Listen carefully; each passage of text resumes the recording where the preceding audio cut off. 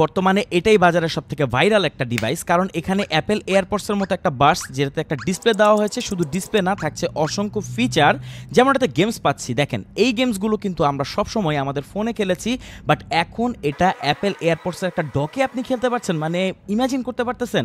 এখানে আরেকটা অপশন আছে, সেটা হচ্ছে মিউজিক কন্ট্রোল। মিউজিক কন্ট্রোল করার জন্য এখন কোনো ধরনের ফোনকে বের করতে হবে না, জাস্ট এটাতে ট্যাপ করেই আপনি প্লে পজ করতে পারবেন, ইভেন আপনি সং চেঞ্জ করতে পারবেন। দেখেন আমি ইউটিউবের ভিডিও কিন্তু চেঞ্জ করছি একটার পর একটা, আর এটা খুব ফাস্ট হচ্ছে। এখানে আরেকটা অপশন আছে যেটা খুবই দরকারি, এটা হচ্ছে ফাইন্ড মাই ফোন। অনেক সময় আমরা আমাদের ফোনটা কোথায় রাখি বুঝতে পারি না, বাট এখানে ট্যাপ করলে ফোনটাতে রিংটোন বেজে উঠবে, সো ফোন কোথায় রেখেছেন ইজিলি আপনি ফাইন্ড আউট করতে পারবেন। আর এখানে যে ডিসপ্লেটি দেওয়া হয়েছে এটা টাচ রেসপন্স, একদম স্মার্টফোনের মতোই, এমন না যে একটা ডিসপ্লেকে জাস্ট চিপকায় দেওয়া হয়েছে। দেখেন এখানে আমি যেই বার্ডসটি বের করব সেটাই কিন্তু দেখাবে যে বের হচ্ছে, মানে এটা রিয়েল টাইম অ্যানিমেশন শো করে, আর এটা কতটা অ্যাকুরেট।